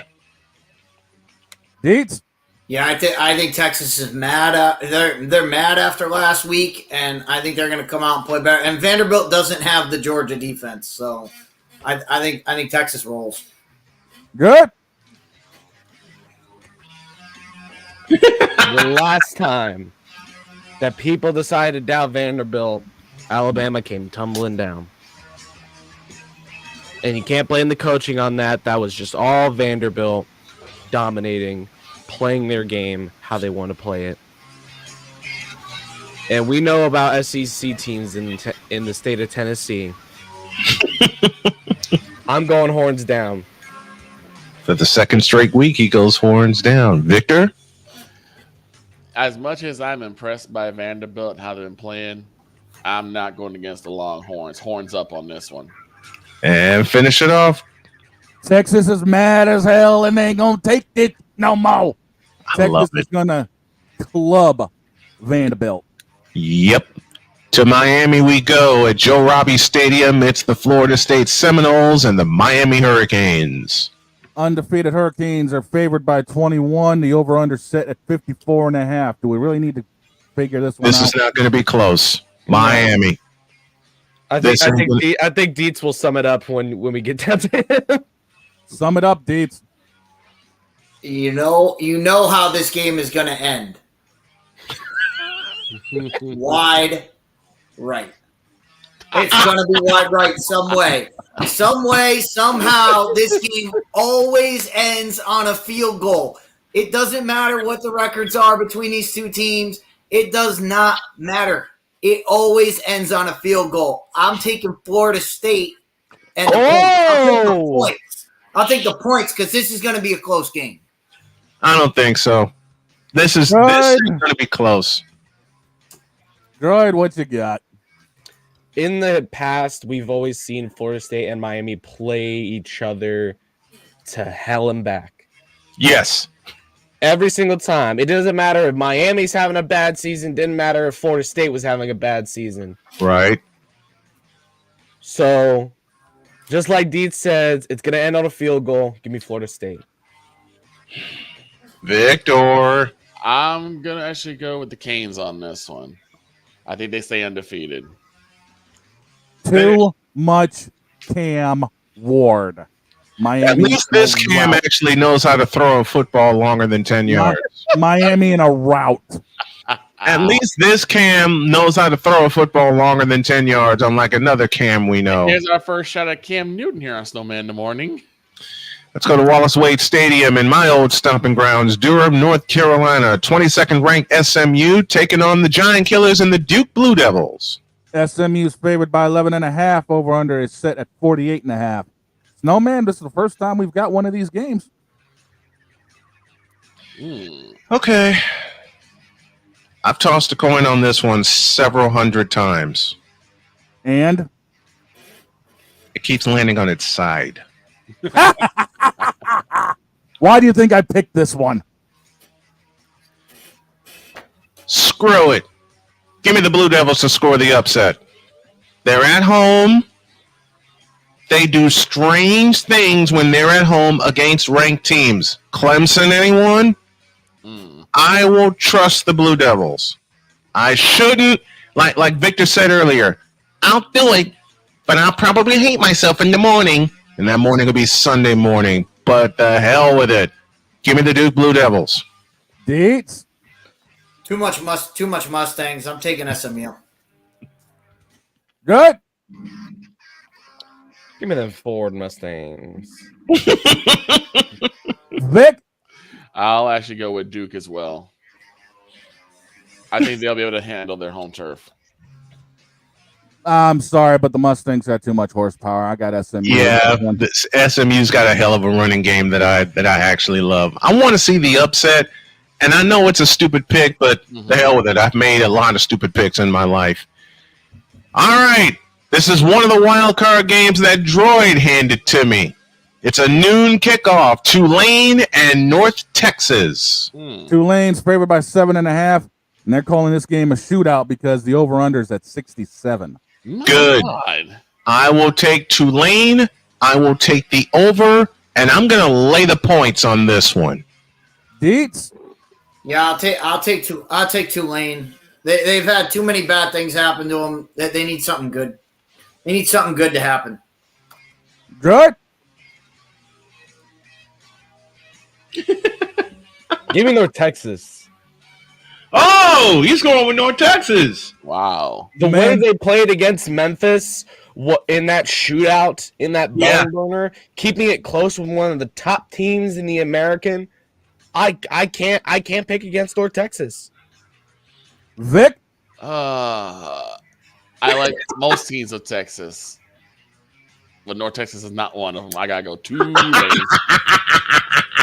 I'm taking Tulane in this one. North Texas, yeah. I'm sorry, but Tulane's going to burn you down the secondary. Watch it when DT Sheffield gets the game-winning touchdown for North Texas. We'll see. I might put that on the broadcast schedule. We will see. This one is on the broadcast schedule. It's the Big Ten Game of the Year with a team that's finally featured. It's the Illinois Fighting Illini and the top-ranked Oregon Ducks. Ducks are favored by 21.5. The over/under is set at 54.5. Snowman, this could be a complete blowout. I know. That's what frightens me. That's exactly what frightens me, that it could be a complete blowout. Holy catfish. They got Oregon favored by how much? 21.5. 21. Yikes. They have no faith in the Illini. None. But I do. Illinois will cover that. And as stupid as I'm going to sound for saying this, they'll score the upset at Autzen Stadium. Now, will they really score the upset? Hell if I know. But I'm doing this off emotion and not knowledge. Deeds? I'll take Oregon to win, but Illinois to cover. 21's a lot. I like it. I like it. Droid. Too much Dylan Gabriel, too much Tez Johnson. Give me the Oregon Ducks. Vic? If I'm going to go down, I'm going to go down swinging. I'm going with the Illini. Quack, quack, shucky ducky. All right. Way too much Oregon. All right. I love it. Okay. Let's go to Little Manhattan in Manhattan, Kansas. We got the Sunflower Battle, which may be a game I'll have on my left monitor here. The Kansas Jayhawks and the Kansas State Wildcats. The K-State Wildcats favored by 10. Over/under set at 55.5. Let's go down to Droid first. Okay. I hate you so much. I hate you. I hate you. I love you, but I hate you. KU needed that bounce back game against Houston last week. That was obvious. They needed that, especially if they want to win out the season and go bowling. K-State is going to be the toughest matchup they will have all year long. This is what they have to win in order to go bowling. Unfortunately, after this, they play Iowa State and BYU. So they have a gauntlet to go through. I think this is the start of a comeback for the Jayhawks. I love Melo Dotson, love Kobe Bryant. But actually, sadly, I'm going to have to pick against my Jayhawks for the sake of my record. For the sake of my record. I'm going to go with the Wildcats. Snowman, I think you got some help with this one. Who you've got? Yeah, I think you have my pick. I'm Pumpkin. Are you picking the Wildcats too? Look at the screen. Yep. I'll say that's a yes. Pumpkin and I are picking the Wildcats. What you got for me, DIETZ? Avery Johnson with the flowing locks. They're gonna run Kansas right out of the building. Vic? Yeah, I'm gonna go stateside. I'm gonna give me Kansas State. Clean sweep. Clean sweep. Clean sweep. Now, we got a couple of wild card games to look at. And Hold up, Snowman, you skipped 2 games. Did I miss 2 games? What did I miss? Number 12, Notre Dame at number 24, Navy. I didn't miss that one. Yeah, we didn't pick it. We'll go ahead and pick it. Notre Dame's favored by 12, over under 52.5. Notre Dame to win, Navy to cover. Navy's got, and it's at Navy. Navy's got something stupid up their sleeve. No, I have this feeling. It's supposed to be a Notre Dame home game, but it's in East Rutherford. Oh, okay. At Giant Stadium. At Giant Stadium. Yeah. What the hell are they playing at Giant Stadium? It's supposed to be a Notre Dame. I still say something goofy is going to happen. I'll pick Notre Dame to win, but I'll pick Navy to cover. DIETZ. It's going to be just like last week. Remember I told you, Snowman, Notre Dame fans travel and they go to these games. Unlike the other teams, it's going to be a rocking house for Notre Dame, and they're gonna knock Navy out of the undefeated category. All right, good. Give me the midshipmen.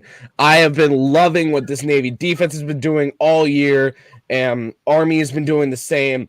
Two military schools has been on fire. Of course, Air Force is just Air Force, but I love what Navy's doing. Give me the midshipmen to score the upset. Vic? Family tradition for me to root for Indy, and that's what I'm going to do. Go Notre Dame Fighting Irish. Football Jesus don't sink. Give me Notre Dame. The other game we forgot, LSU, Texas A&M. Wait. I forgot. When did I forget that one? You talked about you might have looked over it. You didn't put it. I might have. LSU, it's Texas A&M. Texas A&M's favored by 2.5. The over/under set at 53.5. So, man, it's going to be a good one. Damn. And this is one of my feature games Saturday night. Exactly why it's on the schedule for predictions. Hunga dinga. Okay, now we've spoken about this game a lot. Yep. And I rewind back to 6 years ago at Kyle Field when the final score was 74-72, Texas A&M, in a game that didn't end until 1 o'clock in the frickin' morning. I watched every single play of that game. My wife watched it with me. She was just my girlfriend at the time. We sat there and looked at that game and every play of it going, can they top each other? Sure enough. I say yes. But this time I'm going with the visitors. It's going to be another multiple overtime classic. Grant Nussmeier is going to throw for 600. A&M's quarterback is going to throw for 5.5. And LSU's going to have the ball last, and they will win. I'm going with the Tigers. Dietz? I'm going with the Tigers, but for the other side of the football, and Harold Perkins. He is phenomenal to watch. I guarantee he makes something happen. Final drive, fumble, fumble, sack, probably both. But I'm going with LSU. Good. Major Burns, give me LSU. Vic, what you got, V? You know what I'm going? I'm going with them LSU Tigers. Got Tigers. So we got a clean sweep? Clean sweep. Now we got the wild card. Now let's go to our wild card games. And thank you for mentioning that to me. Wild card game number 1. This one. The Auburn Tigers and the Kentucky Wildcats. Wildcats are favored by 2.5. The over-under is set at 43.5. Oh, boy. Snowman. There is no trust in this game at all from the odds makers. None. There is no trust at all. None. In this game.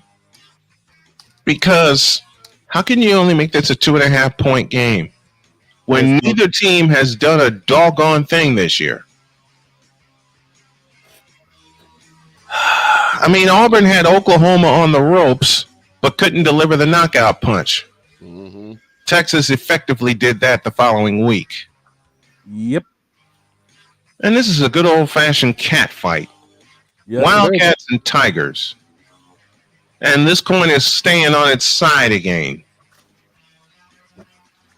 Ah, the hell with it. Give me the ghost of Bo Jackson and the Auburn Tigers. Dietz. Yeah, Kentucky at home, favored by 2.5. That just tells you that they believe Auburn's going to win this game. So Yes. I'm going with Auburn.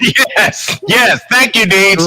And it took Dietz to teach me that when we first got together on the air about how the odds work. And the only thing that Dietz said to me was if they're favored at home and it's less than 3 points, they don't expect the home team to win. I've lived that lesson ever since Dietz taught me that. Good. Who you got? Oh, I really want to take a mulligan on this. I shouldn't do it, but I'll do it. Oh, but why? I don't like either of these teams at all. Remember what I said. Auburn barely played a good first half against the University of New Mexico. True. This is true. A Mountain West team. So you're taking a mulligan on this one? I'm taking a mulligan. I'm not picking this game. He's taking a mulligan. First mulligan we've had in college. First college football mulligan that we have. Victor? Vic? This is going to be a tough one. I'm going to take the home team. I think Kentucky is going to show that they're more than just their fried chicken. So give me the Wildcats. Auburn's going to come in and eat themselves some fried chicken. And then we go way, way, way, way west for the final football game on Saturday night. The Nevada Wolfpack and the Hawaii Rainbow Warriors. The over-under set at 45.5. The stat line is even. No man, flip the coin and watch it land on its side. It already did. 3 times. Figures. Well, what's the 4th time say? Please see previous decisions. Exactly. That's what the 8 ball is saying. The 8 ball is saying, why are you asking me? This coin keeps stopping on its side. The 8 ball saying watch the game. And 8 ball says refer to Dietz.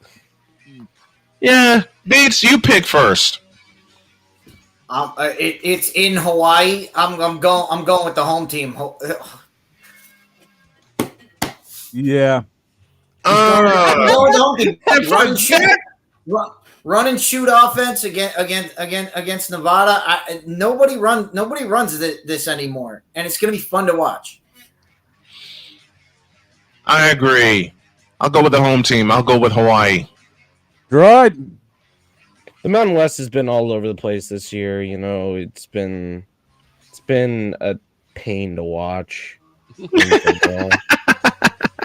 Especially that New Mexico Utah State game. Oh Lord, 50-45. That's still, and that was one of yours. Baffles me. That was one of the games I called. Yeah, both of these teams suck. Neither of them have won a conference game all year long. Wow. Neither of them have won a conference game all year long. That's a heat seeker going out to the Pacific Ocean. Yeah, it is. Gracious. But the Wolfpack have had overall stronger games. Give me Nevada. Vic. I'm going with the Island Boys. Give me Hawaii. Mahalo, bitches. Give me Hawaii. All these games are running solo in. Damn. Those are our picks brought to you by BetUS.com. Use code Snowman for 125% deposit match. BetUS.com, where the games begin. Let's get out of here. DIETZ, thank you very much, my friend. Very much appreciated when you come on every Thursday. Always a blast. We love you. Thank you. We'll see you next week. Always a pleasure. And everybody, just keep the cans in your seat this week. Please do. Please.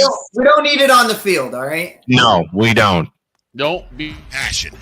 Come after me. I'm a man. I'm 40. Unflinching. Let's go back to losing. Parking was easier. Unrelenting. They're not going to keep him off the field tonight. Totally. This one has a chance. DIETZ.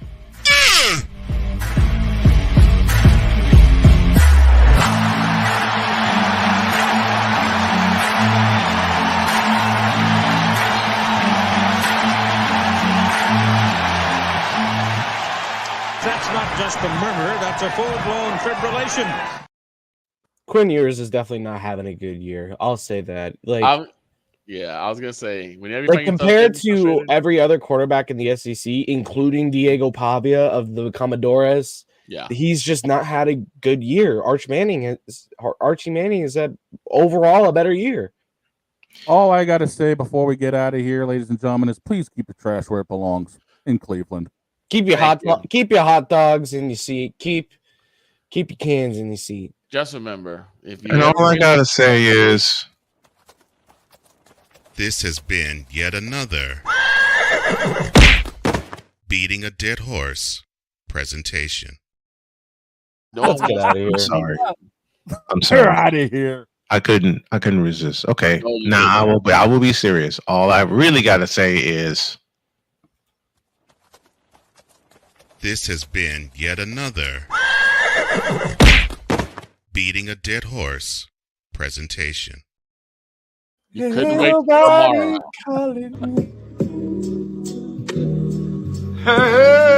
Oh, hell no. Ain't nobody calling.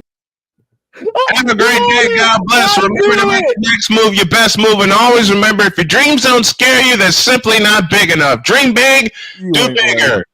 We are, and we hope y'all are too. Matt Taylor and Deb Whitkus tomorrow, and we start at 11 a.m. tomorrow morning. So long, everybody.